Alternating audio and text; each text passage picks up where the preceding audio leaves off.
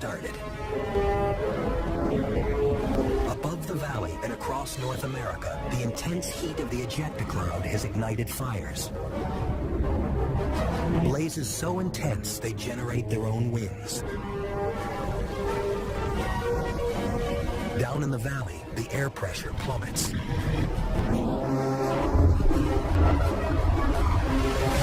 Creating a vacuum that sucks in the flames.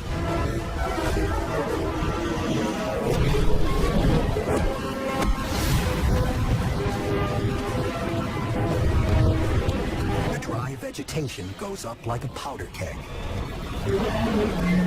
building a wall of fire.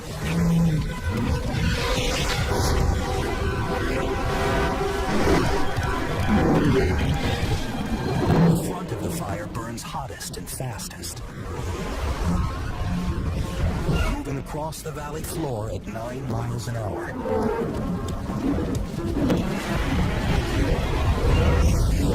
T-Rex can run twice that speed, but it can't keep the pace up forever. The valley basin is now a firestorm. 1,800 degrees, hot enough to melt solid aluminum. The panicked animals race up the valley slopes, but fire goes faster uphill. Some lucky creatures escape below the flames.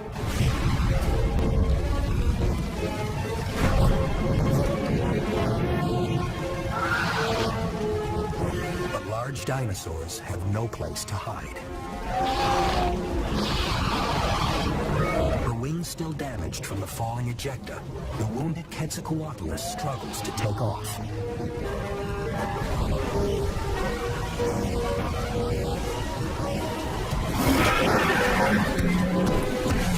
For the dinosaurs, time is running out. 2 hours after the asteroid impact, the entire planet is covered in dust and smoke. Fires rage across the western hemisphere. One of the few remaining Chicxulub, a flying pterosaur as big as a giraffe, is struggling to get airborne.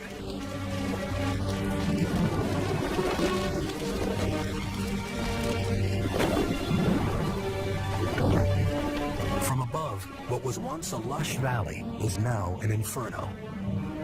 Animals that fly can escape the flames, but there are few places to land, and almost nothing to eat. A food chain once rich enough to support giants now lacks its basic component: plants.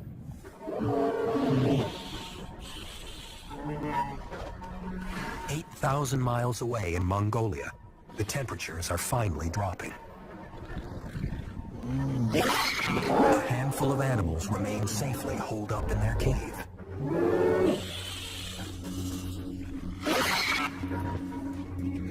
It seems the worst is over. The ravenous or ornithoidids can't resist the sight of an easy meal.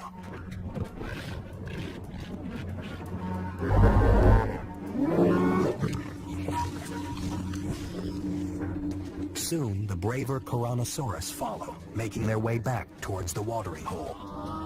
One stays near the protection of the cave.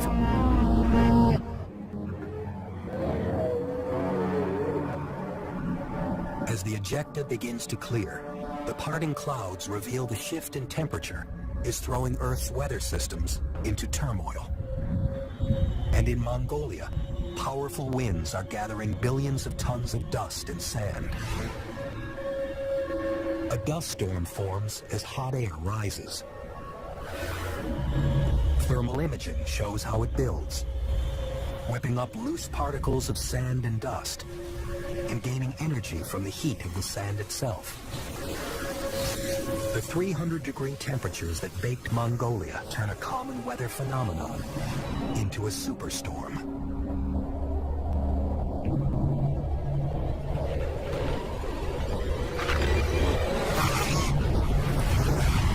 As it hits, the Tyrannosaurids are small enough to crouch for cover. But the Tyrannosaurus are out in the open. The sand black blasts their bodies.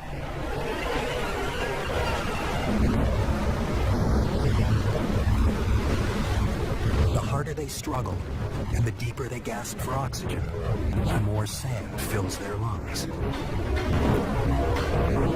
Until finally, they can't breathe.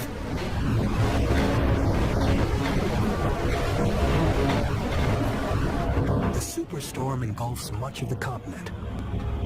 It's hours before the winds die down.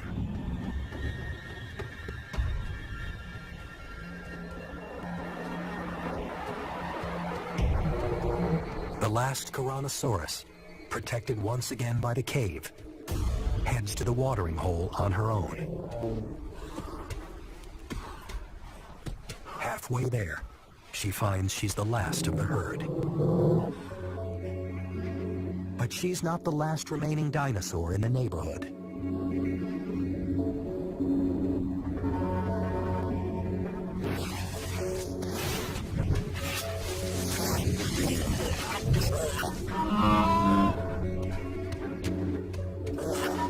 Huddled close to a Tyrannosaurus corpse, the Ornithoides were sheltered from the worst of the storm. But the sand has swallowed their meal.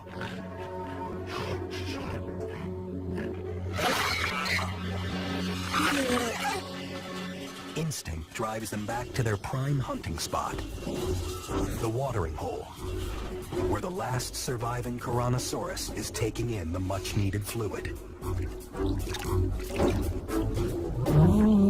She's lucky to be alive, but too exhausted to run from any new sign of danger.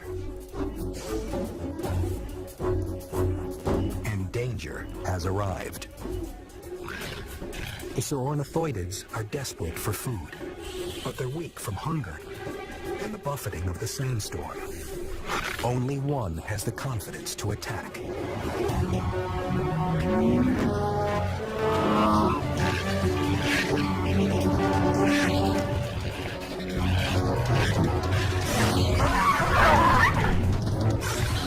Its prey is still too exhausted to run.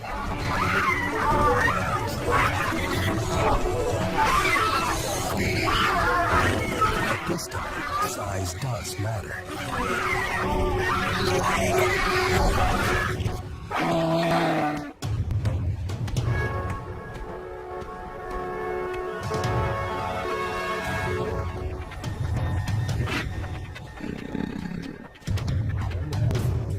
The remaining Ornithoides moves in. But it has no intention of making a run at the Tyrannosaurus.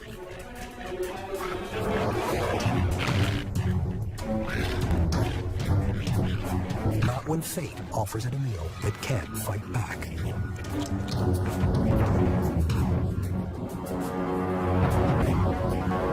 A week after impact, food is in very short supply across the entire planet. Life is hardest for the plant eaters.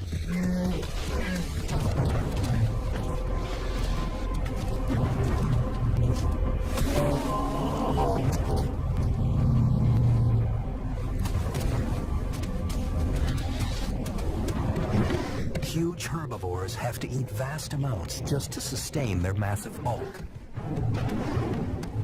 But there are simply no plants to be found.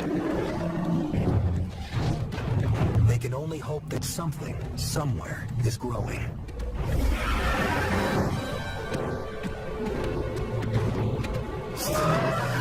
The carnivores are more fortunate. They can eat the herbivores.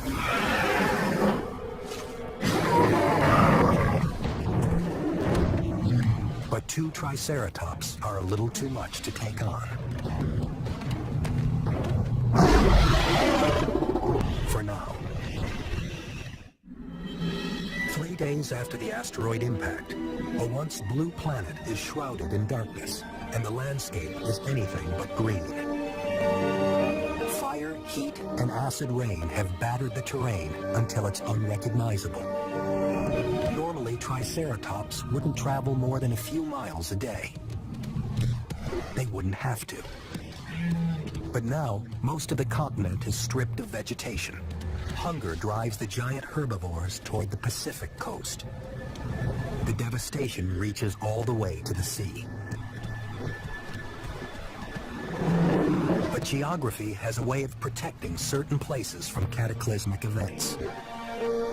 In this case, an island, apparently untouched by the surrounding desolation. There may still be food here.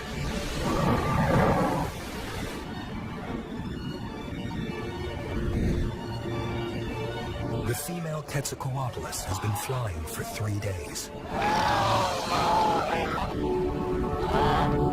She's weak and in desperate need of food. From 1,000 feet up, the island comes into view. But all is not as peaceful as it seems. Deep below the surface, the ocean floor was shaken by the asteroid's initial impact. Sedimentary rock disintegrates under the strain and collapses hundreds of feet into the ocean floor.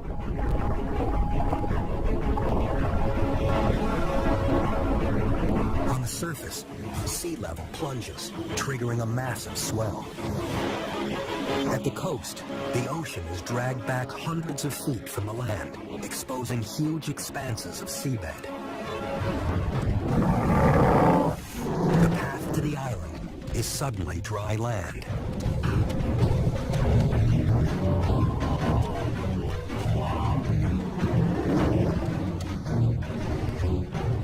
The forest ahead of them appears untouched by the hellstorm of the ejecta. It seems too good to be true.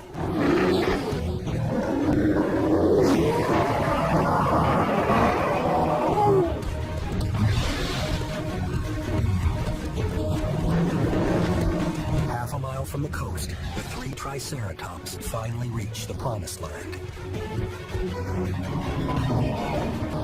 Sheltered from the ejecta by sea mist and protected from fires by the surrounding ocean, the island has all the food they need.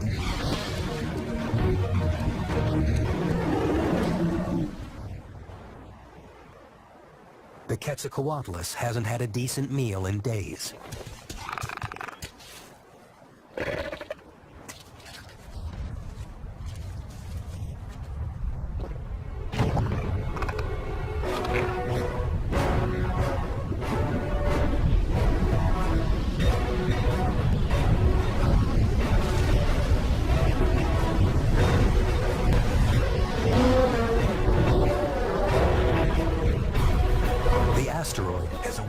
Ocean's most destructive force, a mega tsunami. A wall of water 300 feet tall.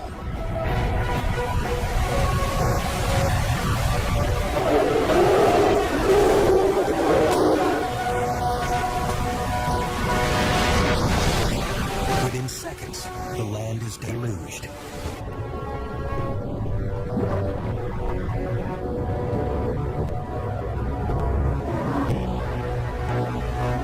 As quickly as it came, the flood is gone. But this is only one in an immense army of mega tsunamis. The asteroid impact launches them against more than 13,000 miles of coast. Huge swaths of shoreline simply wash away into the sea. The avalanche of water leaves countless dead in its wake. But as devastating as the first wave of disasters is, there's more to come. In the days following the asteroid's arrival, a series of plagues have been